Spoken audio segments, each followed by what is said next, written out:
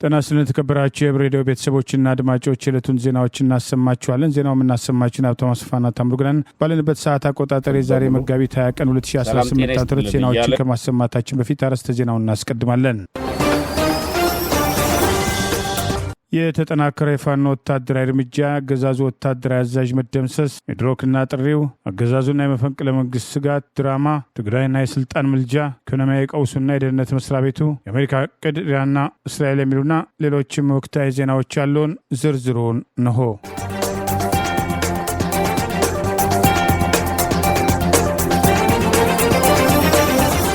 ሚኒሊክ ህዝብ በዳውንት ወረዳ በኩርባ ከተማ በቅርብ ርቀት ላይ በጠላት ላይ የሰነዘረውን ጥቃት ተከትሎ ድል መቀዳጀቱን አስታወቀ።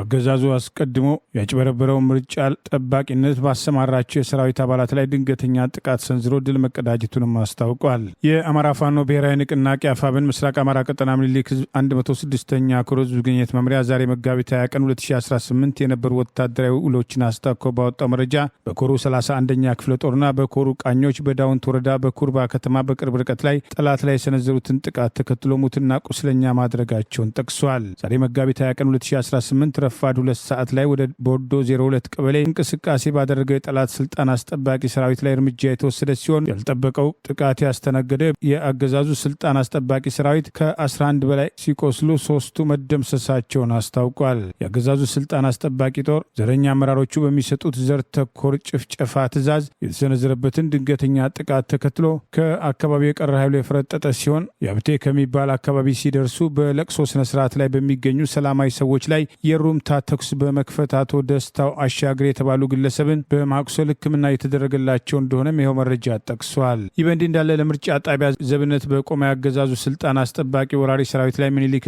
106ኛ ኮር 22ኛ ክፍለ ጦር በሰነዘረው ጥቃት ድል መቀዳጀቱን በተመሳሳይ ዛሬ ኮሩ ባወጣው መረጃ አስታውቋል። ዛሬ መጋቢት 20 ቀን 2018 ከፍላቂትና ከጋሽና ተሰብስበው ወደ 22ኛ ክፍለ ጦር የተንቀሳቀሰው ያገዛዙ ስልጣን አስጠባቂ ወራሪ ሰራዊት ከጠዋት 2 ሰዓት ተኩል እስከ 9 ሰዓት ተኩል ድረስ ከባድ ውጊያ እንደገጠመውና በግንዱ አሻግሬ ሻለቃ ፊት አውራሪነት ጠላት ከፍተኛ ሰብአዊና ቁሳዊ ኪሳራ ማስተናገዱን ይኸው መረጃ ጠቅሷል። አገዛዙ ለአንድ ወር ተጨንቆና ተጠቦ የሰራ ኦፕሬሽን በአንድ ሻለቃ የተጠና ጥቃት ከፍተኛ ሰብአዊና ቁሳዊ ኪሳራ አስተናግዶ ወደ ጋሽና ፈርጥጦ የቀረ ኃይሉን ይዞ መግባቱን ይኸው መረጃ ጠቅሷል። 106ኛ ኮር በዛሬው ዕለት በ3 ወረዳዎች ላይ ጠላት ስልጣን አስጠባቂ ሰራዊት ላይ በሰነዘረው ጥቃት ድል መቀዳጀቱን ያስታወሰው መረጃ ከመቄት እስከ ዳውንት ከዳውንት እስከ ጋዞ የአብይ አገዛዝ ስልጣን አስጠባቂ ጦርና የእሱ አጀንዳ አስፈጻሚ ሎሌዎች ቅስማቸውን የሰበረ ወታደራዊ ሽንፈት ማስተናገዳቸውን ይኸው መረጃ ጠቅሷል። በተመሳሳይ 106ኛ ኮር 34ኛ ክፍለ ጦር በጭሮ ሜዳ የጠላት ስልጣን አስጠባቂ ሰራዊትን በዛሬው ዕለት በ3ኛ ግንባር መደምሰሱንም ይኸው መረጃ አስታውቋል። ከሌሊቱ 11 ሰዓት የተጀመረው ወደ ውጊያ ጋዞ ወረዳ ዋሮ ሜዳ ላይ በገፍ የገባው የጠላት ሰራዊት በ3 አምቡላንስ ሙትና ቁስለኛውን ሲያመላልስ መዋሉን ይኸው መረጃ ጠቅሷል። የአብይ አገዛዝ ስልጣን አስጠባቂ ጦር ከኢትዮጵያ ከተለያዩ አካባቢዎች በገፍ እያፈሰ ያመጣውን ወጣት ለአብይ አገዛዝ ስልጣን ማራዘሚያ ሲባል የድሃው ልጅ ለባዱር እየገበረ በዚህ ግንባርም ችን ማስጨረሱን 34ኛ ክፍለ ጦር በሰነዘረው ጥቃት ጠላት ከፍተኛ ሰብአዊና ቁሳዊ ኪሳራ እንደደረሰበት ለማወቅ ተችሏል። ፈርጥጦ ወደ ዋሮ ሜዳ የገባው ያገዛዙ ስልጣን አስጠባቂ ሰራዊት በፋኖ ተከቦ ያልጠበቀውን ሽንፈት ያስተናገደ ሲሆን የቀረ ኃይሉ ሙትና ቁስለኛውን የአካባቢው ማህበረሰብ እንዳያይ ጭምር ቤታችሁ ግቡ እያለ ያስገደደ በአምቡላንስ ሲያመላልስ መዋሉ ተጠቅሷል። ያልጠበቀው ሽንፈት የደረሰበት ያገዛዙ ስልጣን አስጠባቂ ጦር የቀረ ኃይሉ ወደ ካምፕ ሲመለስ ሜዳ ላይ ስባችሁ በፋኖ አስመታችሁም በማለት እርስ በርስ ግጭት ውስጥ መግባታቸውንም የአማራ ፋኖ ብሔራዊ ንቅናቄ ምስራቅ አማራ ቀጠና ሚኒሊክ ህዝብ 106ኛ ኮር ህዝብ ግንኙነት መምሪያ ዛሬ መጋቢት 20 ቀን 2018 የነበረውን ወታደራዊ ውሎ አስታኮ ባወጣው በዚሁ መረጃ ጠቅሷል። የጋምቤላ ክልል ኢንቨስትመንት ኮሚሽን በክልሉ ሰፊ እርሻ መሬት ለ10 ዓመታት በመያዝ ስር ነቀል እንቅስቃሴ አላካሄደም ባለው በቱጃሩ በሼክ መሐመድ ሐሰን አላሙዲን የሚመራው ሜድሮክ ኢንቨስትመንት ቡድን ላይ ያለውን ቅሬታም ገለጸ። ካፒታል የቢዝነስ ጋዜጣ እንደዘገበው በትውልደ ኢትዮጵያው የሳውዲ ዜጋው ሼክ አላሙዲን ስርም የሚተዳደረው ሜድሮክም ኩባንያ ስር የሚገኘው ሳውዲ ስታር በጋምቤላ ክልል አልዌሮና አቦቦ አካባቢዎችም ከዛሬ 10 ዓመታት ዓመታት በፊት በኢንቨስትመንት ስም በመውሰድ በሩዝና በጥጥ ምርት ላይ በመሰማራት በምስራቅ አፍሪካ ግዙፍ ፕሮጀክትን ለማከናወን እቅድ ቢይዝም በመሬት ላይ ግን ምንም አይነት እንቅስቃሴ አልተካሄደም፣ መጻኢ ዕድሉም አልታወቀም ብለውታል። በአራተኛው የኢትዮጵያ ኢንቨስትመንት ፎረም ላይ የተገኙት የጋምቤላ ክልል ኢንቨስትመንት ኮሚሽን ሎላ ኦቦ የጋምቤላ ክልልን የጥራጥሬና የኮሜርሻል ምርቶችን ዋነኛ መናኸሪያ ለማድረግ ሰፊ እቅድ ቢኖርም 10,000 ሄክታር መሬት ለማልማት የታቀደው 35 ኪሎ ሜትር የሩዝ የመስኖ ሲስተም ዛሬ ላይ መዳከሙን በመግለጽ የሳውዲው ስታር የወደፊት እቅድ ምንድነው በማለትም ኮሚሽኑ ለሉላም ጥያቄም አቀርበዋል። የሜድሮክን ቡድን ዋና ስራ አስኪያጅ ጀማል አህመድም የሜድሮክን ቡድን 35 ኪሎ ሜትር የመስኖ መስመር መዘርጋቱን በመግለጽ የተመረተው ሩዝ ሊሰበሰብ በተቃረበበት ወቅት ያልተጠበቀ ያሉት ዝናብ በመፈጠሩ ምርቱን እንዳይሰበሰብ ማድረጉን ከዚያም በተጨማሪ በጋምቤላ ክልል ያለው አስቸጋሪ የአየር ጸባይ፣ የሰው ጉልበት እጥረት፣ የወፍ መንጋ መበራከት በጥጥ ምርት ላይም እንደዚሁ ሰው ሰራሽና ተፈጥሯዊ ችግር መፈጠሩን ገልጸው ችግሩ የቱንም ያህል ቢበረታብንም ሜድሮክ ኢትዮጵያ የጋምቤላ ክልል ለቆ አይወጣም፣ ልማቱ ይቀጥላልም ብለዋል። በቬትናም የመጣም ቴክኖሎጂ አማካኝነት ጨምሮ በአነስተኛም ቴክኖሎጂ በመጠቀም የሩዝ ምርትን ምርታማነትን እናሳድጋለን፣ የጥጥ ምርትንም ለማሰባሰብ ተከስቶ የነበረውን የሰው ኃይል እጥረትን በዘመናዊ መሳሪያዎችን አማካኝነት እንተካለን ብለዋል። በዚህ የኢንቨስትመንት ፎረም ላይ የታደሙት ኢንቨስተሮች የባህር በር አልባ ኢትዮጵያ ውስጥ ከፍተኛ የሎጂስቲክ አቅርቦት ችግር፣ በኮንስትራክሽን፣ በፋርማቲካል ማኒፋክቸሪንግ፣ በሰለጠነ የሰው ኃይል እጥረት መከሰት በተጨማሪ የኢንቨስትመንት ፖሊሲን በተመለከተ ግልጽነትና ተገማችነት ወይም ፕሪዲክተብል የሌለው መሆኑን ትልቅ ፈተና እንደገጠማቸውም ገልጸዋል። በትላንትናው የጎንደር ውጊያ አገዛዙ ስልጣን አስጠባቂ ጦር 53ኛ ክፍለ ጦር አዛዥ ኮሎኔል በቀለ ፈይሳ መደምሰሱ ተገለጸ። ወንጀለኛው አብይ ለሕግ እናቀርባለን እንጂ በምርጫ ሽፋን አጅበን አንሞሽረውም በማለት የፋኖ አመራር ተጨማሪ ማስጠንቀቂያ አውጥቷል። የአማራ ፋኖ ብሔራዊ ንቅናቄ አፋብን በላይ ዘለቀ እዝ ትላንት መጋቢት 19 ቀን 2018 ዓ.ም በእዙ ደጃዝማች 4ኛ ኮር ሰራዊት የተደመሰሰው የአገዛዙ ስልጣን አስጠባቂ ሰራዊት መካከል የ53ኛ ክፍለ ጦር አዛዥ ኮሎኔል በቀለ ፈይሳ እንደሚገኝበት ዛሬ በፎቶግራፍ አስደግፎ እዙ ባወጣው መረጃ አስታውቋል።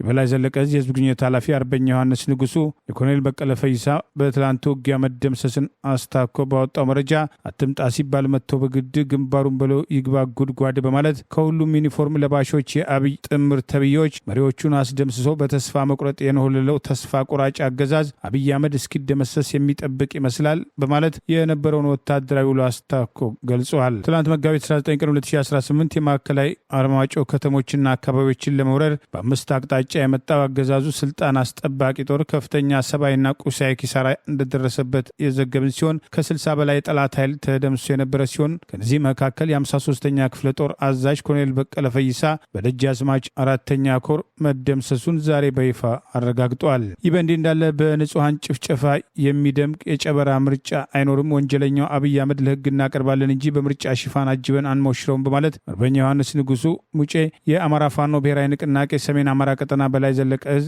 ምርጫውን አስታኮ ባወጣው ተጨማሪ ማስጠንቀቂያ ገለጸ።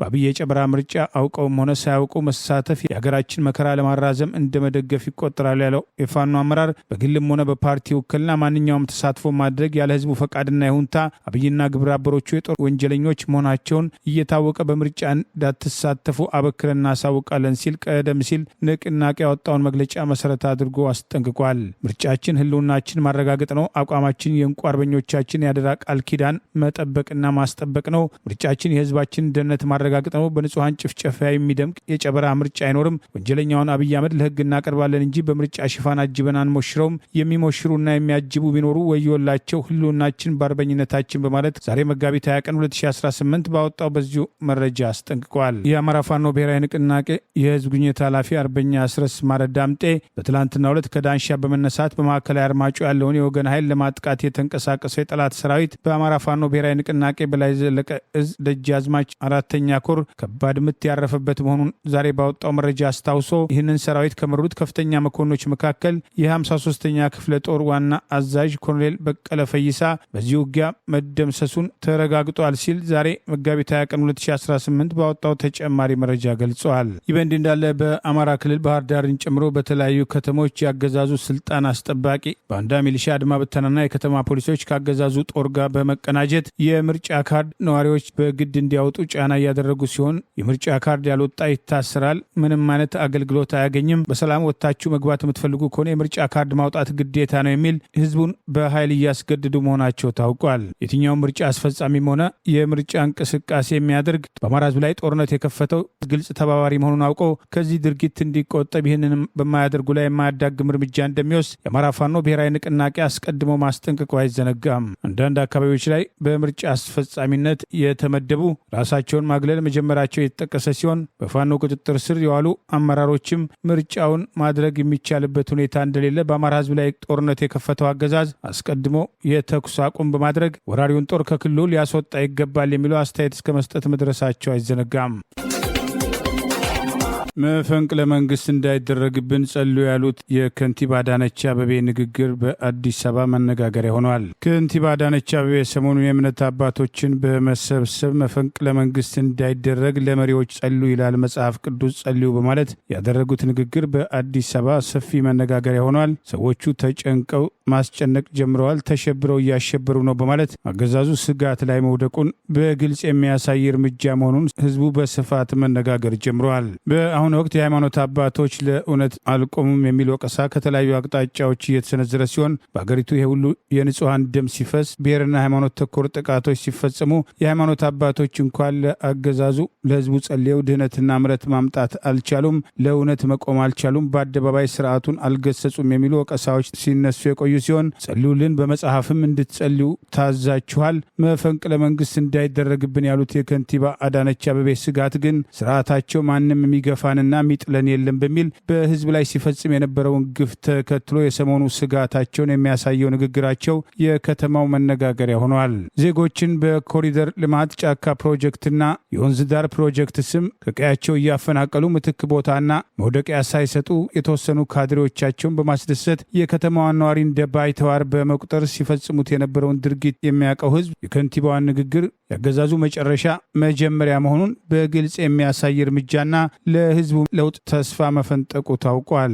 በጠመንጃ ታጥረው ጊዜው የኛ ነው በሚል የከተማውን ነዋሪ እንደ ባይተዋርና ጠላት በመቁጠር በብሔር ማንነቱ ጭምር እያስፈራሩ ለመግዛትና እንደ መጤ ሲቆጥሩት የነበረው ከንቲባና አገዛዛቸው ስልጣናቸው አደጋ ላይ ሲወድቅ ጸልዩልን እስከ ማለት መድረሳቸው በተለያዩ መዝናኛ ቦታዎች ሳይቀር እስቲ እንዳይፈነቀሉ ጸልዩ እስከ ማለትና ህዝቡ በድርጊታቸው እስከ መሳለቅ መድረሱ ታውቋል። የአገሪቱን ኢኮኖሚ ቀውስ ውስጥ በመክተት የእርስ በርስ ጦርነትን የሙጥኝ በማለት ስልጣናቸውን ለማስቀጠልና አዲስ አበባ ከተማን አላግባብ ወደ ኦሮሚያ ክልል ለማካተት ተግተው የሚሰሩት ከንቲባ በአዲስ አበባ ውስጥ የአማራ ብሔር ተወላጆች ላይ ያነጣጠረ የአፈሳ እርምጃና ጫና በሚደረግበት ወቅት ገዢው ብልጽግና ፓርቲን በመወከል የምክር ቤት አባል የነበሩት ዶክተር ካሳ ተሻገር የፍረጃ ፖለቲካ የትም እንደማያደርስ ከንቲባና አገዛዛቸው በአማራ ብሔር ተወላጆች ላይ አነጣጥሮ እየፈጸመ ያለው የእስር እርምጃ የአማራ ተወላጆችን ለይቶ ከንግድ የማፈናቀል እንቅስቃሴ እንዲቆምና ነገሩ እንደማያዋጣ ባስጠነቀቁበት ወቅት ያለመከሰስ መብታቸው ሳይነሳ እንደሌሎቹ የምክር ቤት አባላት አቶ ዮሐንስ ባለውና አቶ ክርስቲያን ታደለ ሁሉ ታስረው በግፍ አዋሽ 40 ሰብአዊ መብት ጥቃት የደረሰባቸው በአሁኑ ወቅትም እሳቸውን ጨምሮ በርካታ የህሊናና የፖለቲካ እስረኞች በአገዛዙ የግፍ እስር ላይ ያሉ ቢሆንም አገዛዙ የግፍ ስርዓቱ እንዲቀጥል ከንቲባዋ ለነሱ ስልጣን የሃይማኖት አባቶች እንዲማጸኑ መጠየቃቸውና የሰጉት መፈንቅለ መንግስት እንዳይደረግብን የሚለው ፍርሃታቸው የስርዓቱ ውድቀት ግልጽ እየሆነላቸው መምጣቱን ያሳያል የሚለው አስተያየቶችም ተከትለው ቀርበዋል። ከአገዛዙ የደህንነት መስሪያ ቤት የወጡ መረጃዎችን መሰረት አድርገን በአዲስ አበባ ከተማ ውስጥ ሽብር ሊፈጠርብን ነው በሚል የአገዛዙ የደህንነት መስሪያ ቤት ህዝቡን የማሸበር እርምጃዎች ለመውሰድና ይህንኑ ተከትሎ ብሔርና ሃይማኖት ተኮር የእስር ዘመቻዎች ለማካሄድ መዘጋጀቱን መረጃዎችን ጠቅሰን የዘገብን ሲሆን ከቀናት በፊት የፌዴራል ፖሊስ ወደ አዲስ አበባ ከአማራ ክልል ሊመጣ ነበር ያለውን ጠመንጃና በሺ የሚቆጠሩ ጥይቶችን ያስኩ ማለቱ የዚሁ ድራማ አካል መሆኑን መረጃዎችን ጠቅሰን መዘገባቸው መዘገባችን አይዘነጋም። ህወሓት የፌዴራል መንግስቱን ስልጣን በተቆጣጠረበት ወቅት በምርጫ 97 በህዝብ ድምፅ መቀጣቱን ተከትሎ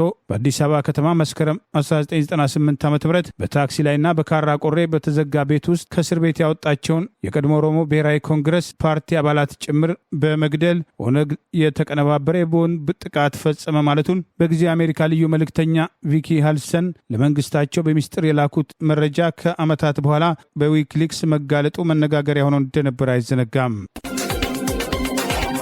ዛሬ በምዕራባውያን ዘንድ በሚከበረው የበዓለ ሆሳና ክብረ በዓል ላይ የካቶሊክ ቤተ ክርስቲያን አባቶች በኢየሩሳሌም እንዳይገኙ መከልከላቸው በቴል አቪቭና በሮም መካከል ከፍተኛም ተቃውሞ አስነሳም። የጣሊያን መንግስት በጉዳዩ ዙሪያ የእስራኤልን ዲፕሎማትም ለማብራሪያም ጠየቀ። ጌታ ኢየሱስ ክርስቶስ በኢየሩሳሌም ጎዳና ላይ በአህያ ውርንጫ ሆኖ የተጓዘበት ሆሳና በአርያም የሚሉ የህፃናትና የምዕመናን ድምፅ የተሰማበትም የዘንባባም ዝንጣፊ የለበሱትን ልብስም ሳይቀር ያነጠፉለትን መጽሐፍ ቅዱሳዊና ሃይማኖታዊ ተግባርን ለማከናወን ከኢየሩሳሌም ቤተክርስቲያን ዛሬ የተገኙትም ካርዲናል ፔሊፔቶስ ፔዜላ በእስራኤል ፖሊሶች መከልከላቸውን በቤተክርስቲያኒቱ የክፍለ ዘመን ታሪክ ውስጥ በቢሊዮኖች ለሚቆጠሩ ፊታቸውን ወደ ኢየሩሳሌም በዚህ ሳምንት ላደረጉ ምዕመናኖች ትልቅ አሳዛኝ ክስተት ነው ብለውታል። የላቲን ፓትርያርክና የቅዱስም መሬትም ጠባቂም ዛሬ ባወጡት የጋራ መግለጫ ድርጊቱንም አውግዘዋል። አሜሪካና እስራኤል በኢራን ላይ ካለፈው የካቲት ወይም ከፈረንጆቹ ፌብሩዋሪ 28 2026 እየወሰዱት በሚገኘው ወታደራዊ እርምጃ ኢራን በበኩሏም እያካሄደችው ባለው አጠፋይ እርምጃ ለደህንነትም ሲባል በኢየሩሳሌም የሆሳና የዘንባባ በዓል የፋሲካ በዓል በመሰባሰብ የማይከበር መሆኑን ቀደም ሲል መታወጁን እኛም የዘገብን ቢሆንም የተናጠል ጸሎት በተለይ እንደ ጳጳሳትን የመሳሰሉ ታላላቅ አባቶችን መከልከል ያልተለመደ መሆኑንም ተስተውሏል። ይህንን የእስራኤል መንግስትን እርምጃን ተከትሎ የጣሊያኗ ጠቅላይ ሚኒስትርም ጆርጂያ ሜሎኒ በእምነቱ ላይ እና በእምናኖች ላይ የተወሰደም ተገቢ ያልሆነ እርምጃ በማለትም ድርጊቱን አውግዘውታል። የጣሊያን የውጭ ጉዳይ ሚኒስትር አንቶኒዮ ታጄኒ በጉዳዩ ዙሪያ እንዲያብራሩ ሲሉ በሮም የሚገኙትን የእስራኤል አምባሳደርን ከጽህፈት ቤታቸው መጥራታቸውም ታውቋል። የሃይማኖት አባቶች በጋራ ባወጡት መግለጫ የሰው ልጆች እምነታቸውን በአግባቡ እንዲያከናውኑ ወይም ፍሪደም ኦፍ ወርሺፕ እና የእስራኤልን መንግስት ለሁሉም የእምነት ተቋማት የገባውን ከጣልቃ ገብነት ነጻ የሆነ የደህንነትን ዋስትና የመስጠትን ግዴታ ጋር የሚጻረር ነው ብለውታል። የእስራኤል መንግስት ፖሊስ በቀረበበትም ቅሬታ ዙሪያ እስካሁን ድረስም የሰጠው ምላሽም የለም። የስራ ጊዜያቸው የተጠናቀቀው የትግራይ ጊዜያዊ አስተዳደር ፕሬዝዳንት ሌተናል ጀነራል ታደሰ ወረደ የስራ ጊዜያቸው እንዲጨምር ለፌዴራል መንግስቱ ለጠቅላይ ሚኒስትሩ አማላጅ ልከዋል የሚሉ አስተያየቶች መሰራጨት ጀምረዋል። የፕሪቶሪያው ስምምነት አካል ነው በሚል ሰራዊቱ ያለአንዳች ሁኔታ ወደ ትግራይ እንዲገባ ቅድመ ሁኔታ መቀመጡን የሚጠቅሱ መረጃዎች ወጥተዋል። ከኤርትራ ጋር ግንኙነት ታደርጋላቸው የሚለውን ውንጀላ ተከትሎም ተጨማሪ ቅድመ ሁኔታዎች መኖራቸውን የሚጠቅሱ ዘገባዎች እየወጡ ነው። የትግራይ ክልል ጊዜያዊ አስተዳደር ፕሬዝዳንት ሆነው ለአንድ ዓመት የተሾሙት ሌተናል ጀነራል ታደሰ ወረደ የስራ ጊዜያቸው ካበቃ ሳምንት ማለፉን የሚጠቅሱ ወገኖች የስራ ጊዜያቸው እንዲራዘም ለጠቅላይ ሚኒስትር አብይ አህመድ አማላጅ ልከዋል በሚል መቀመጫቸውን አዲስ አበባ ባደረጉ የትግራይ ብልጽግና ፓርቲ ከፍተኛ አመራሮች ወቀሳ እየተከተለባቸው መሆኑ ታውቋል። ቀደም ሲል ከፕሪቶሪያው ስምምነት በኋላ የትግራይ ጊዜያዊ አስተዳደር ፕሬዝዳንት የነበረው ጌታቸው ረዳ ምክትል የነበሩት ሌተናል ጀነራል ታደሰ ወረደ በጠቅላይ ሚኒስትሩ ከተሾሙ በኋላ ጌታቸው ረዳ በጊዜው ሰጥቶት በነበረው መግለጫ ስልጣን ላይ ያለ ከሚቆጩት ነገሮች ምክትሉ ሌተናል ጀነራል ታደሰ ወረደን አለማባረሩ መሆኑን ሲጠቅስ የቆየ ሲሆን ስምረት የሚል ተቃዋሚ ፓርቲም ካቋቋሙ በኋላ ሰሞኑን የትግራይ ጦርነት ተከትሎ ልብሱን ሳይጭምር ይሰቀጥጠኛል የሚለው መከላከያ ወደ ትግራይ እንዲገባ የጌታቸው ረዳ የቅርብ አጋር የሆኑት ሜጀር ጀነራል ጻድቃን ገብረተንሳይ ምክረ ሀሳብ ሰጥተዋል የተባለ ሲሆን ይህኑ ተከትሎ በትግራይ አዲስ ጊዜያዊ አስተዳደር ለማቋቋም እነ ጌታቸው ረዳ አዲስ መዋቅር እየሰሩ መሆኑን የሚጠቅሱ መረጃዎች መውጣታቸው አይዘነጋም። በህወሓት የበላይነት ቁጥጥር ስር ወድቋል የተባለው ጊዜያዊ አስተዳደር ምክትል ፕሬዝዳንት የሆኑት አማኑኤል አሰፋ ዋናውን ስልጣን ይዘው ተቆጣጥረዋል የሚል ወቀሳ ሲያቀርቡ የነበሩት አዲስ አበባ የተቀመጡ የትግራይ ብልጽግና ፓርቲ ከፍተኛ አመራሮች የሚባሉት የስራ ጊዜያቸው ያበቃው ሌተናል ጀነራል ታደሰ ወረደ ስልጣናቸው እንዳይራዘም ሰፊ ዘመቻ መጀመራቸውን የሚጠቅሱ ዘገባዎችም ወጥተዋል። በጠቅላይ ሚኒስትሩ ጥሪ ወደ አዲስ አበባ ሸሽተው የመጡት ጌታቸው ረዳ የጠቅላይ የጠቅላይ ሚኒስትሩ የምስራቅ አፍሪካ አማካሪ በመሆን በሚኒስትር ማዕረግ ከተሾሙ በኋላም የህወሓት ጓዶቻቸውን በተደጋጋሚ በመውቀስ የጠቅላይ ሚኒስትሩን እርምጃ በማድነቅ በትግራይ ላለው ችግር ዋና ተጠያቂ የህወሓት አመራሮች መሆናቸውን መግለጻቸውን ተከትሎ ቀደም ሲል ድጋፍ ይሰጧቸው የነበሩ ጭምር በጥርጣሬ ማየት የጀመሩ ሲሆን በተለይም ከኤርትራ መንግስት ጋር የህወሓት አመራሮች ግንባር ፈጥረው በትግራይ ላይ ተጨማሪ ጦርነት እያመጡ ነው የሚለው ክስ በጠቅላይ ሚኒስትሩ አገዛዝ በኩል ሰፊ ተቀባይነት አግኝቶ ለአገሪቱ ስጋት ነው በሚል ገዢው ብልጽግና ፓርቲ ሰሞኑን ባዘጋጀው ሰነድ ግምገማ ውስጥም ይሄው ጉዳይ ጎልቶ መውጣቱ ታውቋል። መጋቢት 13 ቀን 2017 ዓ.ም የትግራይ ክልል ጊዜያዊ ፕሬዝዳንት ተደርገው ለአንድ ዓመት የተሾሙት ሌተናል ጀነራል ታደሰ ወረደ የስራ ጊዜያቸው ከሳምንት በፊት ያበቃ ቢሆንም ከትግራይ ወደ አዲስ አበባ ወደ ጠቅላይ ሚኒስትሩ አንድ አማላጅ በመላክ የስራ ጊዜያቸው እንዲራዘም መጠየቃቸውን የሚጠቅሱት የትግራይ ብልጽግና ፓርቲ ከፍተኛ አመራሮች የቀረቡ ማህበራዊ ገጾች ሌተናል ጀነራል ታደሰ ወረደ የተሰጣቸውን ተልዕኮ አልተወጡም፣ በስልጣናቸው ሊቀጥሉ አይገባም በማለት በተለይም ህወሓት ከኤርትራ መንግስት ጋር ያደረገውን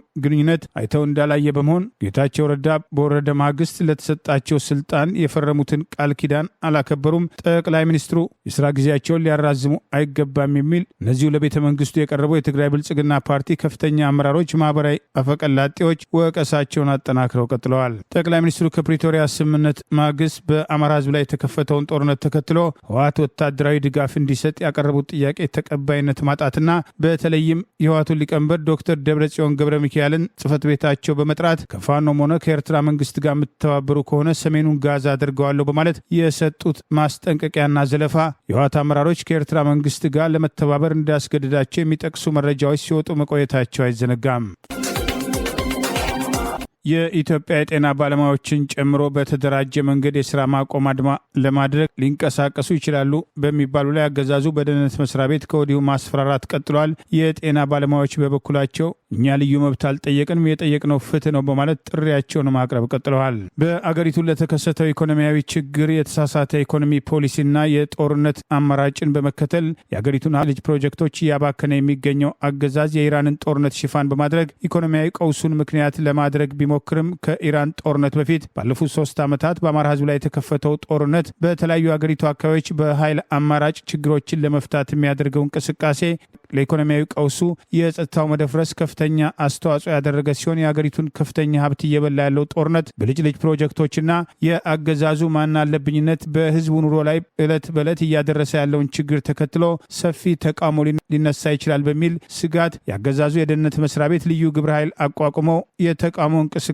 ሊያደርጉ ይችላሉ የተከፉ ኃይሎች ያላቸውን በመለየት ከወዲሁ ጠንካራ ማስፈራሪያ እያደረገ መሆኑን የሚጠቅሱ መረጃዎች ወጥተዋል። በግንባር ቀደምትነት የጤና ባለሙያዎች ንቅናቄን ከዚህ ቀደም ሲያስተባብሩ የነበሩና በአገዛዙ ከፍተኛ ጫናና ችግር የደረሰባቸውን ደግሞ የማሳደድ እርምጃ መጀመራቸውን አንዳንዶቹ እየተደወለና ቴክስት እየተጻፈ የመጨረሻ ማስጠንቀቂያ እንደተሰጣቸው ምንም አይነት እንቅስቃሴ ቢኖር ሪፖርት እንዲያደርጉ አገሪቱ በተለያዩ አቅጣጫዎች በተወጠረችበት ወቅት የስራ ማቆም አድማ ሆነ ከዚህ ጋር የተያያዙ ችግሮችን ለማንሳት ከሞከራችሁ በህይወታችሁ ፍረዱ የሚሉ ማስፈራሪያዎች ተጠናክረው መቀጠላቸው ታውቋል። በቀጥታ ከጤና ባለሙያዎች ከመምህራንና ከሰራተኞች ጋር ጉዳይ ባይኖራቸውም አንዳንድ የተቃዋሚ ፖለቲካ አመራሮችም ጥብቅ ክትትል እየተደረገባቸው ሲሆን አመጽ ለማስነሳት የጠላት አጀንዳ ይዛችሁ ተልዕኮ ተሰጥቷችሁ እየተንቀሳቀሳችሁ ነው የሚለው ውንጀላ ግን በስልክ ጭምር እየተደወለ ማስፈራሪያ የሚደርሳቸው መሆኑን የሚጠቅሱ መረጃዎች ወጥተዋል። ከዚህ ቀደም ለአንድ ወር የስራ ማቆም አድማ አድርገው በባዶ ተስፋ ወደ ስራቸው የተመለሱና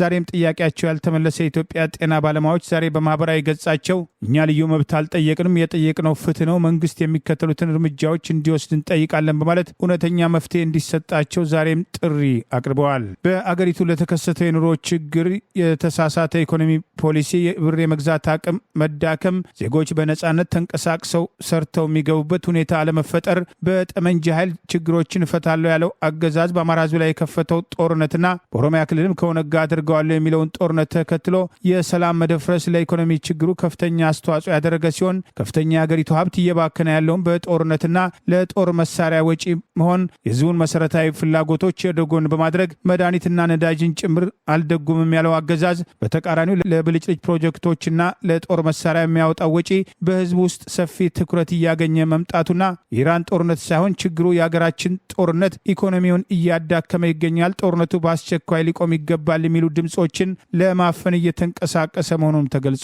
የኢትዮጵያ ጤና ባለሙያዎች ወሳኝ የታሪክ ምዕራፍ ላይ መገኘታቸውን ዛሬ በማህበራዊ ገጻቸው ያስታወቁ ሲሆን ለዓመታት የተበላሸ የጤና ስርዓት ደከመኝ ሰለቸኝ ሳይሉ ከፍተኛ የግልና የሙያ መስዋዕትነት እየከፈሉ ቢሆንም በሚሊዮኖች ለሚቆጠሩ ዜጎች አስፈላጊውን እንክብካቤ እየሰጡ ቢሆንም በቀንም ሆነ በሌሊት ከአቅማቸው በላይ በሆኑ የጤና ተቋማት ውስጥ በከፍተኛ ጫና ውስጥ እየሰሩ በቂ ደሞዝ አለመከፈል ብቻ ሳይሆን የተሰሩበት የትርፍ ሰዓት ክፍያ አለመከፈሉ ህዝቡ አውቆ ተረድቷል። ለመብታችን በጋራ ልንቆም ይገባል በማለት የጠየቋቸው 12 ግልጽና ተግባራዊ ጥያቄዎች የአፋጣኝ መልስ እንዲያገኙ መጠየቅ ጀምረዋል። ለጥያቄዎቻቸው እስከዛሬ ድረስ ምንም አይነት አጥጋቢ ምላሽ እንዳልተሰጣቸው፣ ለፍትሐዊ ጥያቄዎቻቸው ምላሽ ሳይሰጡ ዝም ማለት ገለልተኝነት ሳይሆን ቸልተኝነት ነው፣ እርምጃ ለመወሰዱ መፍትሄዎችን ከማዘግየቱም በላይ የጤና ባለሙያዎች የሚገኙበትን ሁኔታ ይበልጥ እንዲባባስ አድርጓል።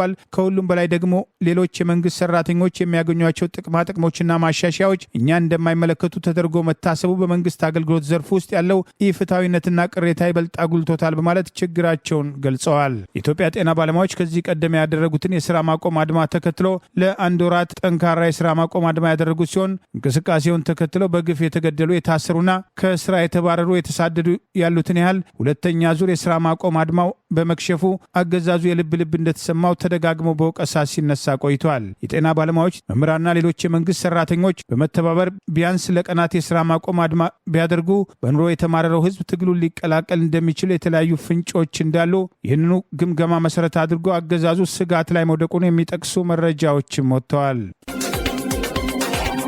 የአሜሪካ መከላከያ ተቋም ፔንታጎን በኢራን ውስጥ ለሳምንታት የሚቆይ የምድር ዘመቻ ለማካሄድ እያጤነ መሆኑ ተነገረ። የተለያዩ የአገሪቱ መገናኛ ብዙኃን እንደዘገቡትም ፔንታጎን በኢራን ውስጥ ልዩ ኃይልና መደበኛ ወታደሮችን በማሰማራት ለሳምንታትም ሊቆይ የሚችል የምድር ላይ ወታደራዊ ዘመቻ ለማካሄድ እየተዘጋጀ መሆኑን፣ ለዚህም ጦርነት በሺዎች የሚቆጠሩ የአሜሪካ ወታደሮች ወደ ቀጠናው የተንቀሳቀሱ መሆናቸውን ገልጸዋል። እቅዱም የአሜሪካ ወታደሮች ለኢራን ሚሳይሎች እና ሰው አልባ አውሮፕላን ወይም ድሮኖችም እንደዚሁም ለምድር ተኩስም ተጋላጭ በማድረግ የግጭቱን አቅጣጫ ወደ አደገኛ ምዕራፍም ማሸጋገር እንደሚያመላክትም እየገለጹ ይገኛሉ። ፕሬዚዳንት ዶናልድ ትራምፕም እቅዱን በተመለከተም ስለማጽደቃቸው ያለማጽደቃቸው ለጊዜው ግልጽም አልተደረገም። የአሜሪካ አስተዳደር በአሁኑ ወቅት የ82ኛውን የአየር ኃይል ልዩ ኮማንዶን ጨምሮ ከ4000 በላይ የባህር ኃይል ወታደሮችን የያዙ ተጨማሪ መርከቦች ወደ መካከለኛው ምስራቅ እያሰማራ ሲሆን ተጨማሪ ኃይሎችን ለማሰማራትም ውይይት እየተደረገ መሆኑም ተገልጿል። የአሜሪካው የውጭ ጉዳይ ሹም ማርኮ ሩቢዮ ባለፈው አርብ እንደገለጹት አሜሪካ ጦርነቱን ያለ እግረኛ ወታደሮች እንደሚጠናቀቅ ሙሉ እምነት አላት። ነገር ግን በዚህ ሳምንት ውስጥ ልዩ ኃይሉ በተጠንቀቅም ይጠባበቃል። ኢራን የሆርሙዝ ሰርጥን እንድትከፍትም የተሰጣት የጊዜ ገደብን ካለፈች ፕሬዚዳንት ዶናልድ ትራምፕ ቀጣዩን ወታደራዊ ትዕዛዝ ያስተላልፋሉ ብለዋል። የእግረኛ ጦር ዘመቻ ዋነኛ ተልዕኮ 90% የኢራን ለውጭ ገበያ የምታቀርበውን ድፍድፍ ነዳጅም ክምችት የሚገኝበትን የካራጅም የተባለውን የኢራን የልብ ትርታ የሆነውን ደሴትን ለመቆጣጠር ሊሆን ይችላል መባሉን በርካታ የቀድሞው የአሜሪካ ከፍተኛ ወታደራዊ አመራሮችና የመከላከያ ተንታኞችም እየገለጹት ሲሆን የልዩ ኮማንዶ እንቅስቃሴ በወታደራዊ ሕግ የማይነገር ነው። ይህ ከሆነ ኢራንን ተዘጋጂ በማለት የአሜሪካ ወታደሮችን ለከፍተኛ አደጋ ማጋለጥ ነው በማለትም እያስጠነቀቁ ይገኛሉ። በአነስተኛ የፕላስቲክ ጀልባ አውሮፓ ለመግባት አስበው የነበሩ 22 ስደተኞች ሞተው መገኘታቸው ተገለጸ። በአነስተኛ የፕላስቲክ ጀልባ ወደ አውሮፓ ለመድረስ ሲጓዙ የነበሩ 22 ስደተኞች ለ6 ቀናት ባህር ላይ ሲንከራተቱ ቆይተው ከግሪክ የባህር ዳርቻ አቅራቢያ ሕይወታቸው አልፎ መገኘቱን የአገሪቱ የጠረፍ ጥበቃ አስታውቋል። አንድ ሕፃንና ሴቶች የሚገኙባቸው ሌሎች 26 ስደተኞች ደግሞ በአውሮፓ የድንበር ጠባቂ ኤጀንሲ ጀልባ በሕይወት ተርፈው የተገኙ ሲሆን ከመካከላቸውም ሁለቱ በክሬት ደሴት ላይ ወደሚገኝ ሆስፒታል መወሰድ መታገዳቸው ተጠቅሷል። ስደተኞቹን ያሳፈረችው ጀልባ ከምስራቃዊቷ የሊቢያ ወደብ ቶምብሩክ የተነሳችው ባለፈው ቅዳሜ እንደነበር የፈረንሳይ ዜና አገልግሎት ኤፍቢ የባህር ጠረፍ ጥበቃ ቃል አቀባይን ጠቅሶ የዘገበ ሲሆን በባህሩ ላይ የነበረው መጥፎ የአየር ሁኔታ፣ የምግብና የውሃ ችግር ለስደተኞቹ ሞት አስተዋጽኦ ማድረጋቸውን የጠረፍ ጥበቃ ኃይሉን የጠቀሱ ዘገባዎች ወጥተዋል። ጣሊያንና ግሪክ በአቅራቢያቸው ከሚገኙ ቱርክና ከሰሜን አፍሪካ የሜዲትራኒያን ባህርን ተሻግረው የሚመጡ ከፍተኛ ቁጥር ያላቸው ሰነድ አልባ ስደተኞችን እየተቀበሉ የሚገኙ ሲሆን አብዛኞቹ ስደተኞች በሰሜን አፍሪካ ሀገራት በኩል የሜዲትራኒያን ባህር የሚያቋርጡት የአየር ሁኔታ ጥሩ ነው በሚባልበት ወቅት ቢሆንም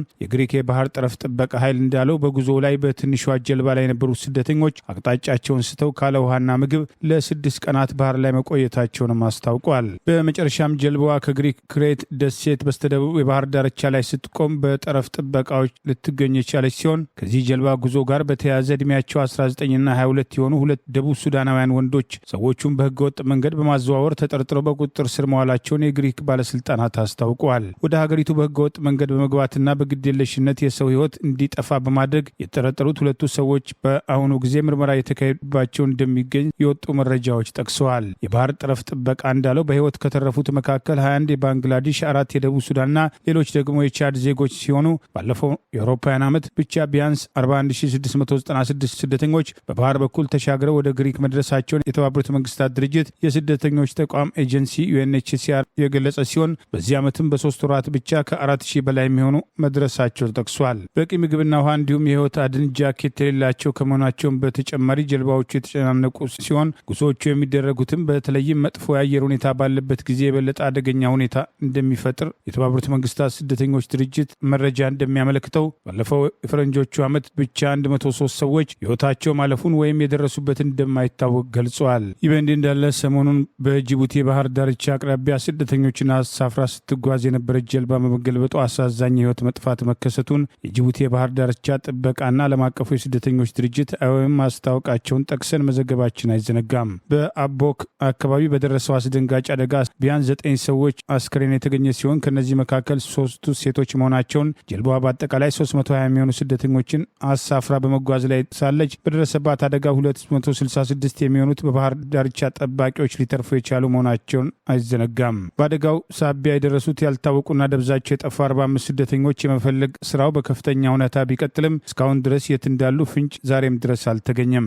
አብዛኞቹ ተጓዦች የኢትዮጵያ ዜጎች እንደሆኑ የተገለጸ ሲሆን የተረፉት ስደተኞች በአሁኑ ወቅት በኦቦክ በሚገኘው የአይኦኤም ስደተኞች ማዕከል የሕክምናና የስነ ልቦና እርዳታ እየተደረገላቸው እንደሚገኝም ታውቋል። አደጋው የደረሰባት ጀልባ ከአቅሟ በላይ ስደተኞችን በመጫኗና በቀይ ባህር ላይ በነበረው ከፍተኛ የሞገድ ኃይል ምክንያት ለአደጋ የተጋለጠች ሲሆን ይህ አደጋ ስደተኞች የተሻለ ህይወት ፍለጋ በሚያደርጉት አደገኛ ጉዞ ላይ የሚገጥማቸው ከፍተኛ አደጋ መሆኑን በወቅቱ አይኦኤም ባወጣው መረጃ ማስታወቁ አይዘነጋም።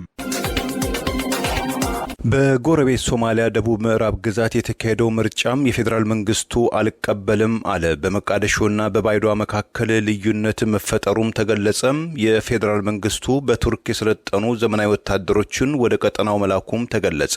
በትላንትናው ዕለት በተካሄደው ምርጫም የደቡባዊ ምዕራብ ግዛት ፕሬዝዳንት አብዱል አዚዝ መሐመድ ለሁለተኛ ጊዜ መመረጣቸው አዲስ አፈ ጉባኤ መመረጡን ተከትሎ የፌዴራል መንግስቱ የአገር ውስጥ ጉዳይ ሚኒስትር ባወጣው መግለጫ ምርጫው በቅድሚያ ውጤቱ የተወሰነና የምርጫ መስፈርትን ያላሟላ የህዝብ ፍላጎትን የህገ መንግስታዊና የምርጫ ሂደቶችን ያልተከተለ ነው በማለትም ውድቅም አድረጉን ገልጿል።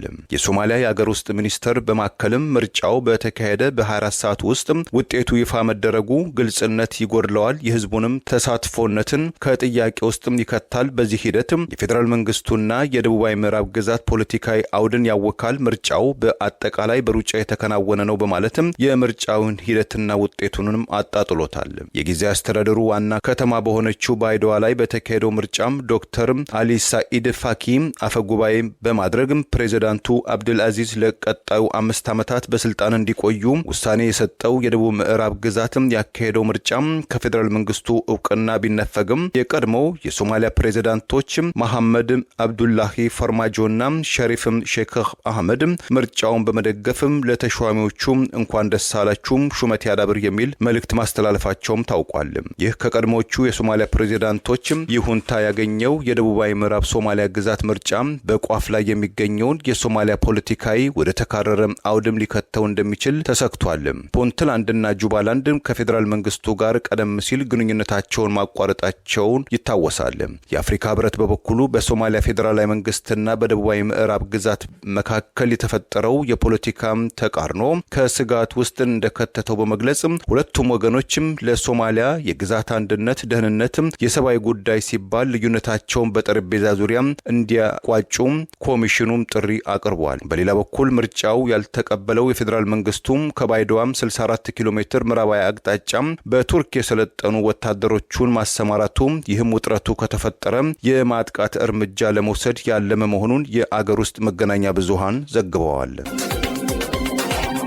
በአሜሪካና እስራኤል የአየር ጥቃት የኢራን ዋና ከተማ ቴህራን ሰፊ የኃይል መቋረጥ ደርሶባታል። በጨለማ ተውጣለች። ኢራን አስቀድሞ ከተወሰደ የአጸፋ እርምጃዋ የከፋ እንደሚሆን ማስጠንቀቋ ተጨማሪ ስጋት ፈጥሯል። በእስራኤል የኢንዱስትሪ ዞን ላይ የሰነዘረችው ጥቃት የአጸፋ ምላሽ መሆኑም የተጠቀሰ ነው።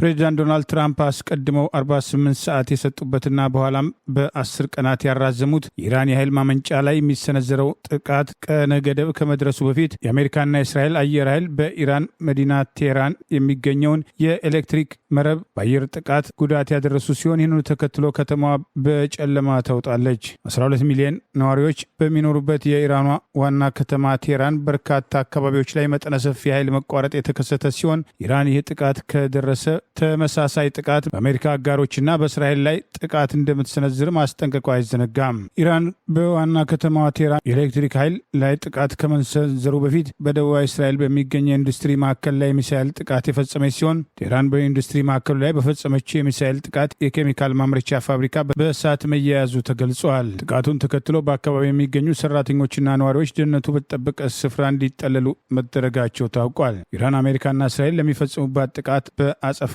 በአሜሪካ ወታደራዊ ይዞታዎችና በአጋሮቿ ላይ በአካባቢው ሀገራት የምትሰነዝረው ጥቃትና በእስራኤል ላይ የምትወስደው እርምጃ ተጠናክሮ እንደሚቀጥል ስታስጠነቅቅ ቆይታለች። በሌላ በኩል አሜሪካ የመደራደር ፍላጎቷን የገለጸች ለእግረኛ ጥቃት እየተዘጋጀች ነው በማለት የኢራኑ ፓርላማ አፈ ጉባኤ ተናግረዋል። በኢራን መንግስት ውስጥ በአሁኑ ጊዜ ከፍተኛ ተጽዕኖ ካላቸው ፖለቲከኞች መካከል የሚጠቀሱት የአገሪቱ ፓርላማ አፈ ጉባኤ አሜሪካ የምድር ጥቃት ለመክፈት እየተዘጋጀች ነው ሲሉ የተናገሩ ሲሆን አፈ ጉባኤ መሐመድ ባግሄር ጋሊባፍ በኢራን ላይ የተከፈተውን ጦርነት አንደኛ ወር በማስመልከት መንግስታዊ ኢርና የዜና አገልግሎትን ጨምሮ የአገሪቱ መገናኛ ብዙሃን ላይ በቀረበው መልእክታቸው ጠላታችን በይፋ ስለ ድርድር እየተናገረ በሚስጥር የእግረኛ ሰራዊት ጥቃት ለመፈጸም እያሴረ ነው በማለት ከሰዋል። በሌላ በኩል የኩርድ ድርጅቶች በኢራን ላይ በሚሰነዝሩት ጥቃቶች ውስጥ ከተሳተፉ ቱርክ ቀጥተኛ ወታደራዊ እርምጃ እንደምትወስድ ለአሜሪካና ለኢራቅ ለኩርድ ኃይሎች ጠንካራ ማስጠንቀቂያ መስጠቷን የአገሪቱ ዜና ዘገባዎች አስታውቀዋል። አንካራ በደረሳት መረጃ መሰረት በኢራን ላይ ጥቃቶች መጀመራቸውን ተከትሎ የእስራኤሉ የስለላ ተቋም ሞሳድ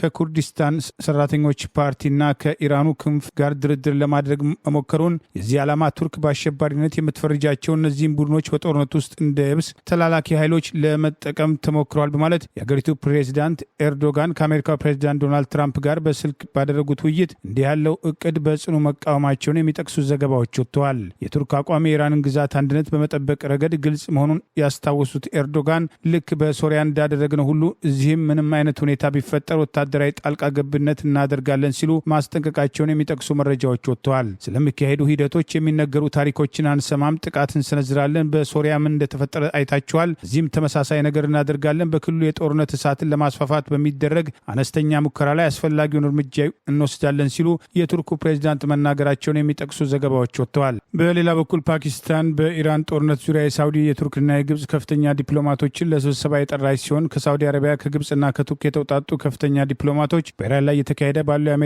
እስራኤል ጦርነት ዙሪያ ለመወያየትና ግጭቱን ለማርገብ ከፓኪስታናቻቸው ጋር ለ2 ቀናት ለሚቆዩ ውይይት ኢስላማባድ መግባታቸውን የሚጠቅሱ መረጃዎች ወጥተዋል። የፓኪስታን የውጭ ጉዳይ ሚኒስትር ኢሻቅ ዳር ኢራን በፓኪስታን ሰንደቅ ዓላማ የሚጓዙ ተጨማሪ 20 መርከቦችን ወይም በቀን 2 መርከቦች በሆርሙዝ የባህር ወሽመጥ በኩል እንዲያልፍ መፍቀዷን ያስታወቁ ሲሆን ዛሬም 2 የህንድ የተፈጥሮ ጋዝ የጫኑ መርከቦች ያለአንዳች ችግር የሆርሙዝ ሰርጥ ማቋረጣቸውን የሚጠቅሱ ዘገባዎች ወጥተዋል። 5ኛ ሳምንቱን በጀመረው የአሜሪካ እስራኤል ኢራን ጦርነት አሜሪካ በምድር ኃይል ውጊያ ለመጀመር ዝግጅት እያደረገች ነው የሚሉ ግምቶችም ተጠናክረው ቀጥለዋል። የነዳጅ ዋጋ በከፍተኛ ደረጃ ማሻቀቡ የቀጠለ ሲሆን በአሜሪካና ኢራን መካከል ይደረጋል ተብሎ የነበረው ድርድር ላይ ዛሬ በአሜሪካና እስራኤል የተሰነዘረው የአየር ጥቃት ተከትሎ በቴህራን የኤሌክትሪክ ኃይል ላይ የደረሰው ጉዳት ሂደቱን ሊያወሳስብ ይችላል። በኢራን በኩል የሚወሰደው ያጸፋ እርምጃም ተጨማሪ ስጋት ፈጥሯል። ይህ በእንዲህ እንዳለ በእስራኤል አነስተኛ ቁጥር ያላቸው ሰዎች ጦርነት ተቃውሞ አደባባይ መውጣታቸውን የሚጠቅሱ ዘገባዎችም ወጥተዋል።